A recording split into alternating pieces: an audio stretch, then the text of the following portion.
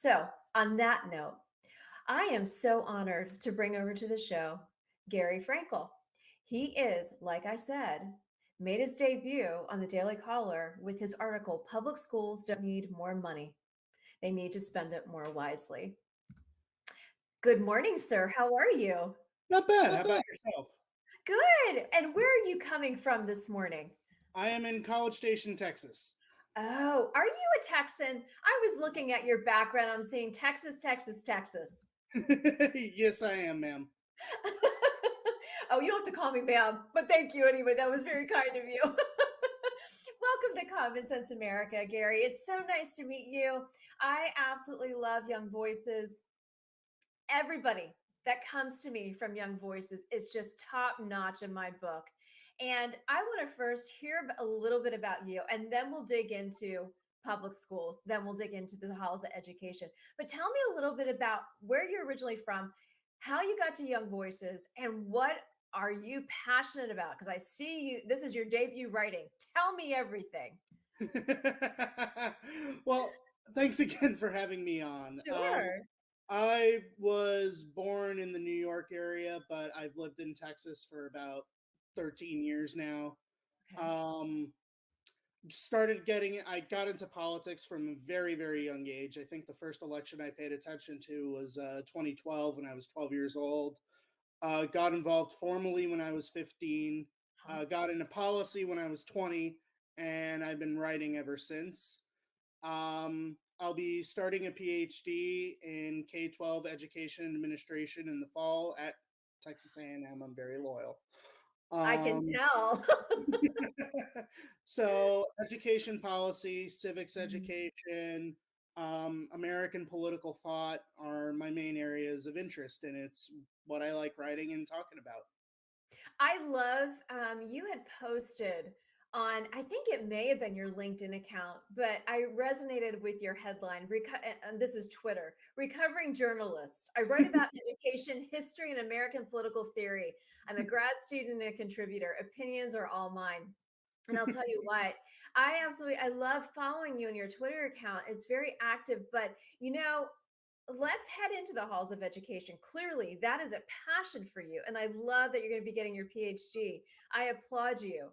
I loved reading your Daily Caller article, and I noticed you had 79 likes on Twitter alone for this article, and you had 21 retweets and quite a few comments. And what I want to go back to what first inspired you to write this article, because the public school choice piece, parental rights, you look at Loudoun, Fairfax County, you look at North Carolina, you look at across the board, you look at Florida. There's so many different things out there at the forefront. What inspired you to write this? Yeah, I have been involved, especially in the background and a little bit in ways I'm probably not allowed to specify,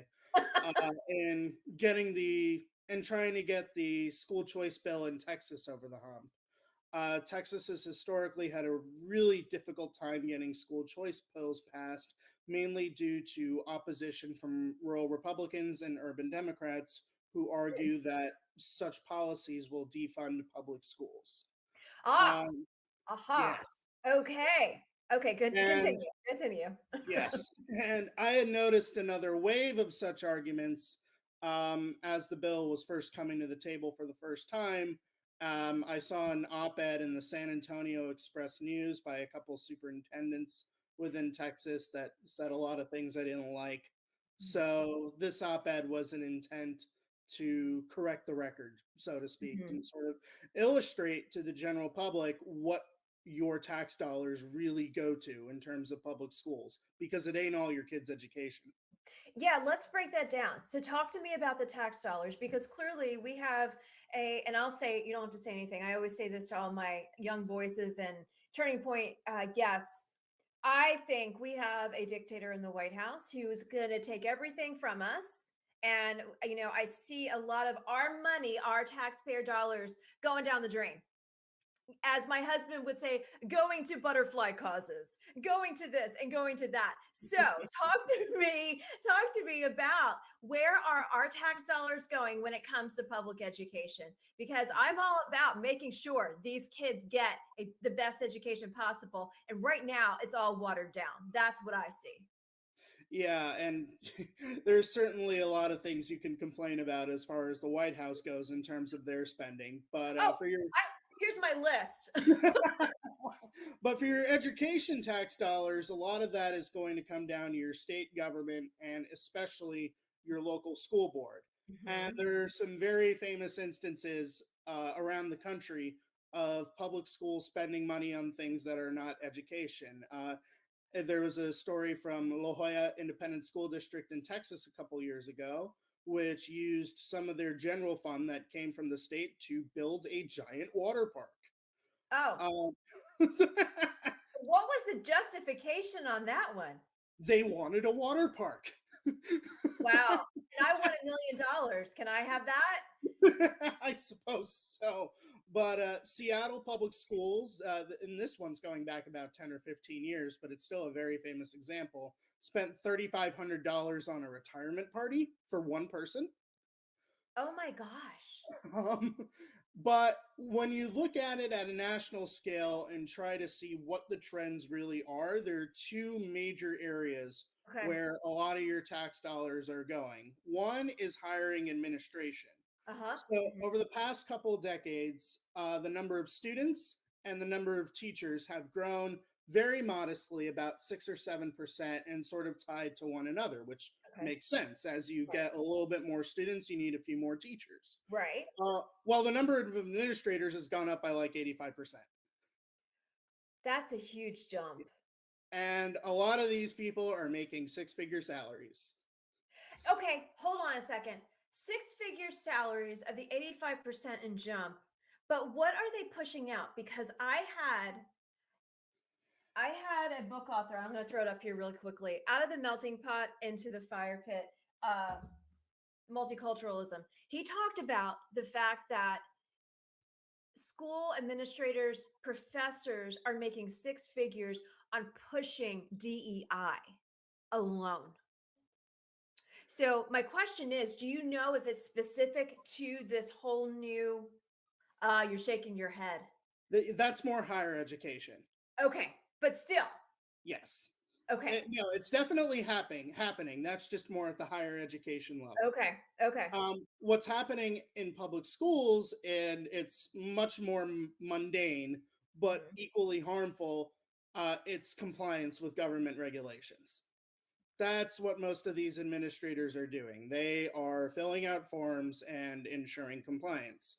Makes sense for a bank, but for a public school, is it really necessary? I get that there are a lot of laws and regulations that the states keep putting on public schools. We probably don't need a lot of those either. Right. Just let the teachers teach, so to speak. Right. So that's one big problem in terms of the dollars. And the other is pension spending. So if you talk to teachers who are getting their pensions from the state, Mhm. they have not been adjusted for inflation. These pensions are not what teachers need to support themselves in their retirement. But the problem is that states have been managing these pension programs extremely poorly Okay. because now they're spending as much money that's ostensibly going towards pensions, paying off debt, as opposed to actually improving the pension programs. So Right. this has just become a black hole Okay. for school funding, not to mention bond programs. And that there are some school districts that spend more money on paying off debt than the GDPs of some small countries. Okay. What states? Can you say specific states to that? I can give you specific districts. New York City spends a lot of money paying off Shocker. debt. Shocker. I'm going to fall to Yeah, my chair on that shocker. one. It's a lot of the big cities, but you can also look at some of your suburban districts as well. Plano Independent School District, very, very property wealthy suburb of Dallas. Okay. They spent, I forget what the exact number was, but it was something like $200 million just paying off debt. Oh, that's awful. That's Yeah. awful. So over the past few decades, there's been tons of financial mismanagement in the public school system. So when teachers say we need more money, they're not wrong. But the problem isn't that schools themselves are underfunded. It's the It's that their administrators. districts are completely mismanaging the money, so none of it actually gets to the teachers and students who need it. Okay. Do you think any of the administrators are skimming off the top? I'm sure that happens in some I just places. have to say, I just have to say it. I mean, because Yeah, it seems like in such an my own obvious. yeah, at my own school district, Mhm, Frisco Independent School District. This was a while ago, and it mhm. was with the previous superintendent, not the current one. But it was found that he was paying his wife a six-figure salary in central administration to do What? nobody was really sure. Let me guess. Sharpen pencils, maybe. We'll just. Perhaps. And then Baltimore is very, very famous for public corruption, particularly within its school system. Mhm, There was a phenomenon that's been happening for years in Baltimore where mhm. schools claim that they are currently educating certain students, so they receive the money for those students. But the problem is that those students are either dead or haven't been in the district for years. They're Are you called ghost kidding? students. Are you kidding me? No joke. Baltimore. How, I don't help me understand that. Help. Okay.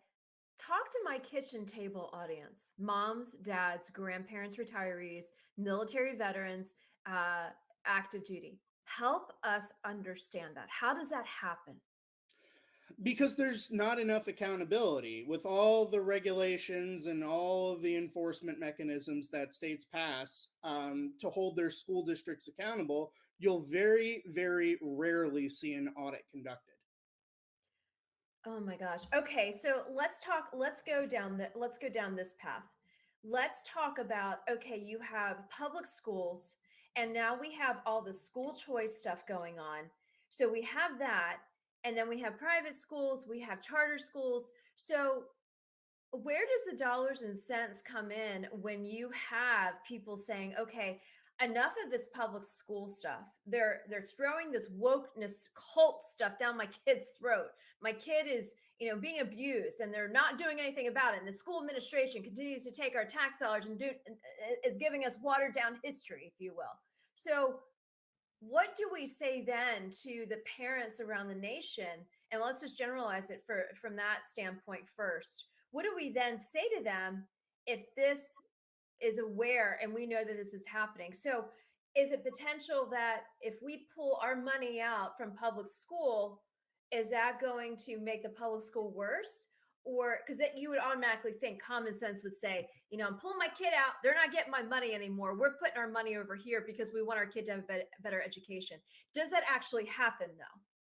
Yeah, there's been some really interesting research on that front, and the findings are pretty consistent.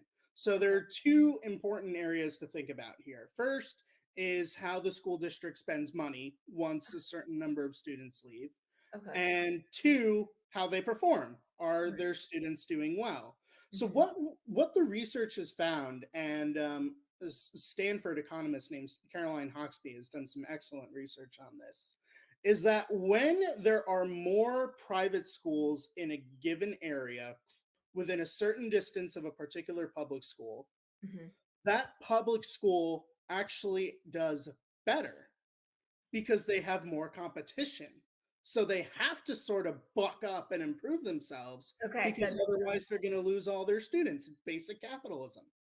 Yeah, that makes a lot of sense. So basically, it would be like I live here in Carteret County in North Carolina, and Carteret County has some of the best schools in the great state of North Carolina.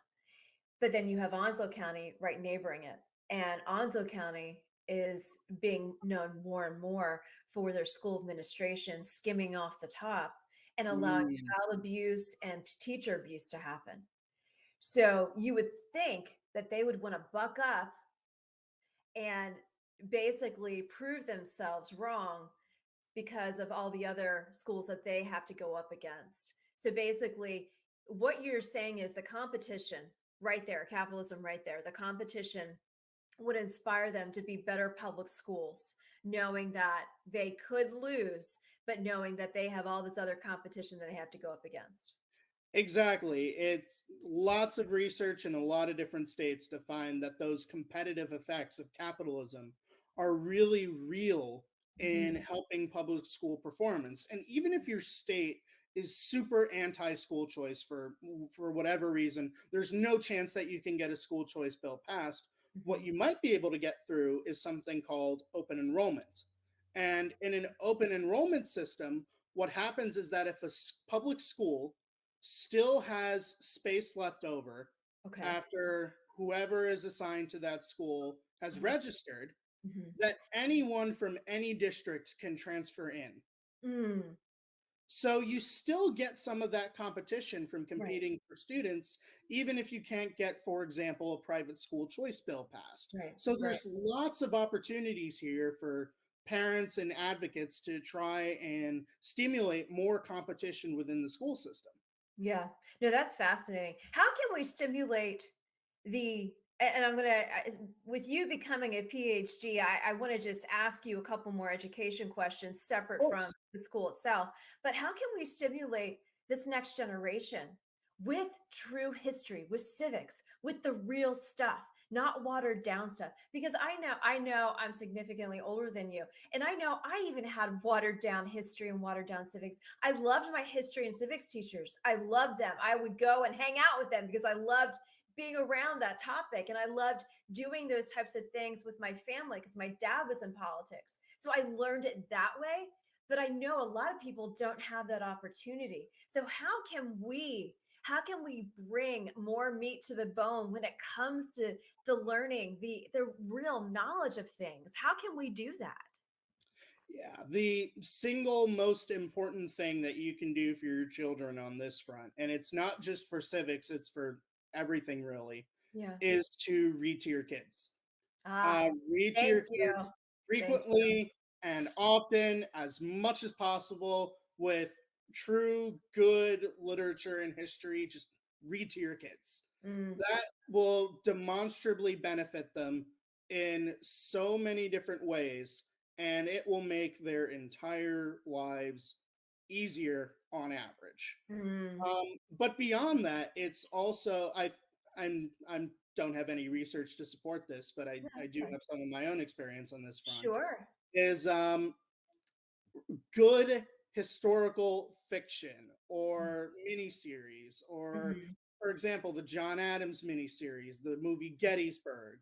Uh-huh. You've got some really good, engaging history there Yeah. in narrative film or film format that can sort of spur an interest in history and government and all that. I mean, I know not every kid is going to be a nerd like me, but No, no, but you're talking to the history nerd right here. Oh my goodness, I cannot get enough of it. I still yeah, can't. no, not everybody will be nerds like us, but No, no, it'll no. still help more than the current system. Yes, yes, most definitely. But Okay, so I have one final question for you, and then I want to give you an open invitation back to the show. I would love to have you back. I want to hear about more articles you're doing. Please put me on your list so we can get you back here for upcoming events and everything. But this is a very simple and final question. Where in New York did you come from? uh, and I will say that my mom is from Texas, so I'm not completely a transplant. Oh my But goodness. I spent the first 10 or so years of my life on Central Long Island. Oh, okay. No, I lived in the city for a long time. I lived on the Upper East, Upper West Side. I still have my Zabars from the Upper West Side coffee delivered every month and my bagels. I got my husband, a Southern boy, hooked on New York bagels. So I just had to ask you. So anyway, where I have below, well, I have right here on the link where people can find your article, but I see you on Twitter. Where else can people follow you and on your upcoming articles? Yeah, Twitter is definitely going to be the best place for me. I Okay. keep pretty much all my other social media under lock and key. But follow me on Twitter at FrankelGarion. Okay. Well, Gary Frankel, public schools don't need more money. They need to spend it more wisely. Hashtag Common Sense America. I am so glad to have you here. Thank you, Young Voices, for Gary. And thank you so much for, and congratulations on your debut on the Daily Caller. Well done. Thank you, and thank you for having me. My pleasure. I'll see you soon. Have a great day. You too. Take care. Bye bye.